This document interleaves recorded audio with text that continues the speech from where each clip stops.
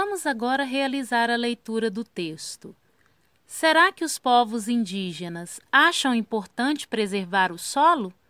Leia o texto a seguir que fala desse assunto. Terra e o conhecimento da natureza. Os povos indígenas têm muito respeito pela terra. Eles consideram a terra como uma grande mãe que os alimenta e dá vida, porque é dela que tiram todas as coisas que precisam para sobreviver. Os povos indígenas são grupos que fazem uso da natureza, assim como todos nós, mas não o fazem de maneira descuidada. Os índios sabem que um determinado pedaço de terra só pode ser cultivado por um tempo determinado, mudando-se em seguida para outros lugares, a fim de permitir que as plantas nasçam e cresçam de novo e o solo descanse. Depois de um bom tempo, quando essa terra puder ser utilizada novamente, então voltarão para esse mesmo lugar. Olha só que legal! Aqui vem apresentando o respeito e o conhecimento que os indígenas possuem em relação à terra. Eles utilizam um determinado espaço para o plantio, fazem a roça deles nesse lugar e depois eles mudam o local do plantio. Por quê? Porque aquela terra que eles estavam utilizando precisa descansar. Ou seja, ela precisa se recuperar para ser plantada novamente.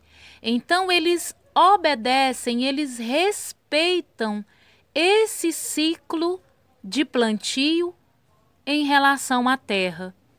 Por quê? Porque eles sabem que se essa terra não descansar, ela vai se tornando uma terra sem nutrientes e futuramente ela já não vai mais poder ser utilizada para o plantio.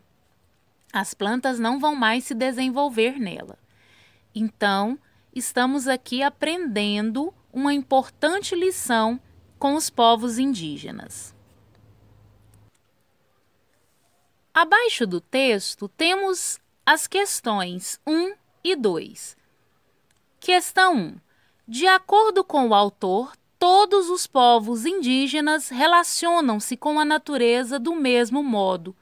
Explique como ele vê isso. O que foi que nós acabamos de ver?